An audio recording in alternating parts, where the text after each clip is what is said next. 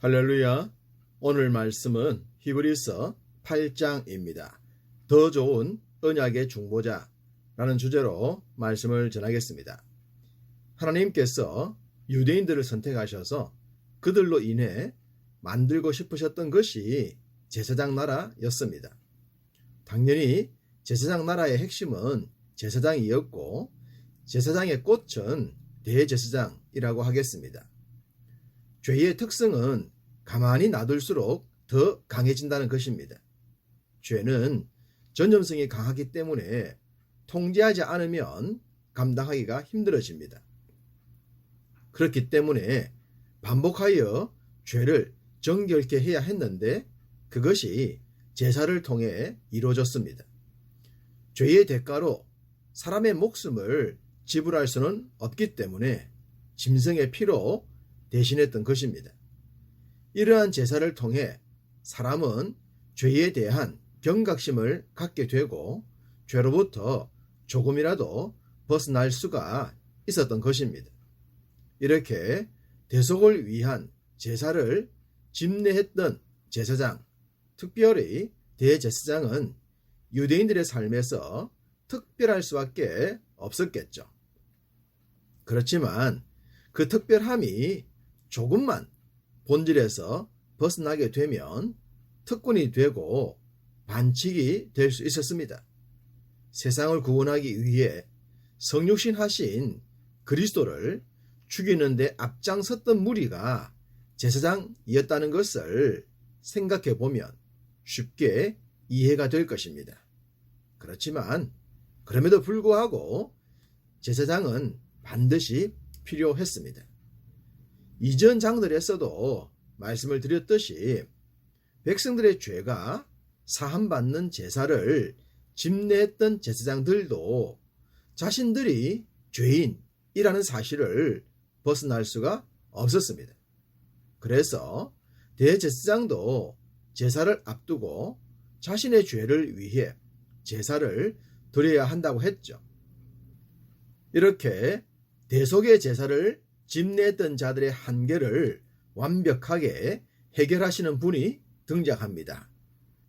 7장 27절 그는 저 대제사장들이 먼저 자기 죄를 위하고 다음에 백성의 죄를 위하여 날마다 제사 드리는 것과 같이 할 필요가 없으니 이는 그가 단번에 자기를 드려 이루셨음이라. 대제사장들이 자신의 죄를 위해 제사 드린 것과 달리 예수 그리스도는 그럴 필요가 없다고 했습니다. 왜 그럴까요? 죄가 없으신 분이시기 때문이죠. 인생이 아닌 하나님이셨기에 가능했던 것입니다. 그분께서 자신을 단번에 드려 대속을 완성하셨다고 하셨습니다. 단번이란 단 한 번의 행위를 말합니다. 사람들이 반복했던 것과는 달랐죠. 그리스도께서 자신을 드려 단번에 대속을 이루셨기 때문에 이제 누구라도 예수 그리스도를 믿기만 하면 하나님의 자녀로 거듭나게 되는 것입니다. 유대인과 같은 혈통도 필요 없고 그들만의 특권이라는 대속의 제사도 필요 없이 말입니다. 히브리서 기자는 바로 이 부분을 강조합니다. 1절 지금 우리가 하는 말의 요점은 이러한 대제사장이 우리에게 있다는 것이라. 그가 하늘에서 지극히 크신 이의 보좌 우편에 앉으셨으니.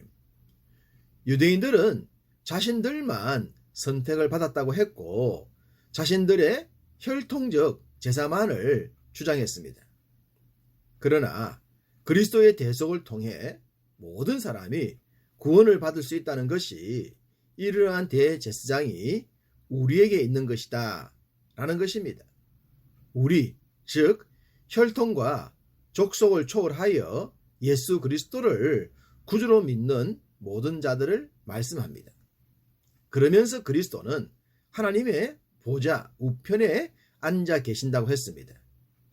이제는 마지막 재림주로서 세상이 끝나는 그때까지 우리의 중보자로 계십니다. 믿는 자들에게 이 말씀도 큰 위로와 힘이 되죠. 우리의 생명이 언제 끝나더라도, 행여 주님의 재림이 지금 임하더라도 주님이 우리의 구원자가 되시니 말입니다. 그리스도께서 지상 사역을 완성하신 후에 하늘에 계신 하나님의 보좌 우편에 앉으셨다고 했습니다. 이 말씀에서 하늘이란 단어를 주목하시면서 봅시다. 5절, 그들이 섬기는 것은 하늘에 있는 것의 모형과 그림자라. 모세가 장막을 지으려 할 때에 지시하심을 얻음과 같으니 이르시되 삼가 모든 것을 산에서 내게 보이던 본을 따라 지어라 하셨느니라. 역시 이 구절에서도 하늘을 강조합니다. 땅에서 이루어진 대속의 제사와 제사장, 그리고 성전 등등은 하늘의 모형과 그림자란 말입니다. 그 뜻이 하늘에서 이루어진 것 같이 땅에서도 이루어진다는 말씀도 이러한 맥락에서 이해가 되지 않겠습니까?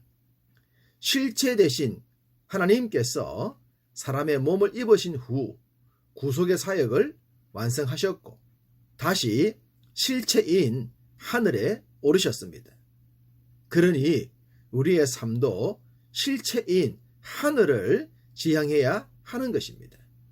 물론 하늘은 장소적 의미라기보다는 하나님께서 주관하시는 영역으로 보시면 되겠습니다.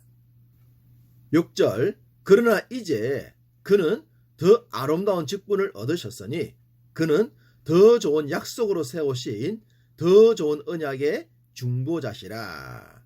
더 아름다운 직분, 더 좋은 약속, 더 좋은 언약의 중보자는 예수 그리스도이십니다. 그가 어떤 분인가를 소개하기 위해서 더라는 비교급 단어를 반복해서 사용했죠.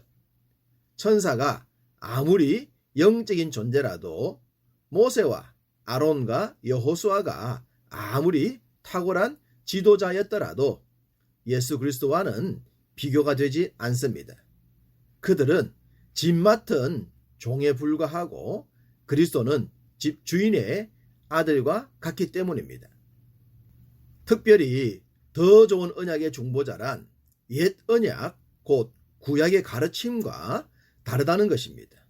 7절, 저 첫 언약이 무흠하였더라면 둘째 것을 요구할 일이 없었으려니와. 첫 언약, 즉 구약이 무흠했더라면, 완벽했더라면 주님이 오실 필요가 없었다는 말입니다. 구약도 분명한 하나님의 말씀이지만 구약엔 한계가 있었죠. 실체이신 그리스도를 예표만 했기 때문입니다. 그럼 좀 더 구체적으로 둘째 언약이 첫 번째 언약보다 탁월한 점은 어떤 것일까요? 9절, 또 주께서 이르시기를 이 언약은 내가 그들의 열조의 손을 잡고 애굽 땅에서 인도하여 내던 날에 그들과 맺은 언약과 같이 아니하도다. 그들은 내 언약 안에 머물러 있지 아니하므로 내가 그들을 돌보지 아니하였노라. 유대인들은 출애굽의 영광을 직접 목격했습니다. 그리고 출애굽을 이끈 모세와 함께 했습니다. 또한 모세를 통해 첫 번째 언약, 즉 구약을 선물로 받았습니다. 그러다 보니 그들은 모세를 집중했고 모세가 준 첫 번째 언약에 주목할 수밖에 없었습니다. 첫 번째 언약은 실체가 아니고 그림자였습니다. 첫 번째 언약은 마지막 언약이신 예수 그리스도를 예표하고 있었습니다. 그렇지만 유대인들은 예수 그리스도를 상징하는 모든 첫 번째 언약의 내용들을 외면하고 맙니다. 그것이 바로 그들은 내 언약에 머물지 아니했다는 말씀입니다. 언약의 실체이신 그리스도를 놓치면 첫 번째 언약의 특권도 아무런 의미가 없어지는 것입니다. 그래서 주신 말씀입니다. 10절 또 주께서 이르시되 그날 후에 내가 이스라엘 집과 맺을 언약은 이것이니 내 법을 그들의 생각에 두고 그들의 마음에 이것을 기록하리라. 나는 그들에게 하나님이 되고 그들은 내게 백성이 되리라. 유대인들은 모세가 돌에 새겨준 언약에 정신을 빼앗기고 말았습니다. 주님은 하나님의 언약이 우리 마음에 새겨지기를 원하시는데 말입니다.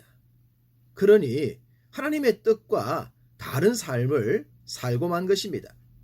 모세의 얼굴에 빛났던 옛 언약의 영광에 빠져서 말입니다. 주님께서 십자가 사역을 통해 완성하신 언약은 출애굽 때 받았던 첫 번째 언약과는 비교가 되지 않습니다. 첫 번째 언약이 오실 메시아를 말씀했다면 두 번째 언약은 오신 메시아, 곧 예수 그리스도를 직접 말씀하기 때문입니다. 그리고 대속의 사역을 완성하신 예수 그리스도를 믿는 것이 언약의 완성입니다. 거기서 구원이 이루어지기 때문이죠.